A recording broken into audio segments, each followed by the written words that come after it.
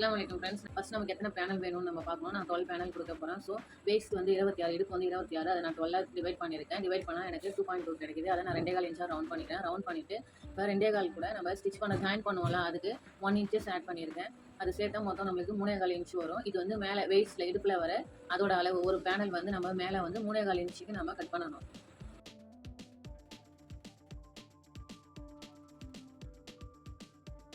பாட்டம்ல 110 inches இருக்குது. அதாவது நான் ஒரு அளவு கவுண்ட் வச்சு அதுலேருந்து தான் நான் அளவு எடுத்தேன். அதுபடி பார்த்தா கீழே 110 இன்ச்சஸ் இருக்குது.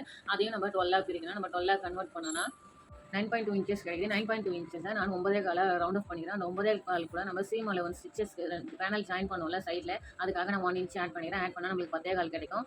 ஒரு பேனலோட அளவு பார்த்தீங்கன்னா மேலே இடுப்பு பகுதியிலே 3.25 இன்ச்சும் கீழே பாட்டம்ல நம்மளுக்கு 10.25 இன்ச்சும் வரும். நம்ம இதை இப்போ ஒரு சார்ட் பேப்பரில் நம்ம மார்க் பண்ண போகிறோம். ஒரு சார்ட் பேப்பரில் இந்த அளவை மார்க் பண்ணி அதே அளவுக்கு நம்ம கட் பண்ணி எடுத்துக்கணும்.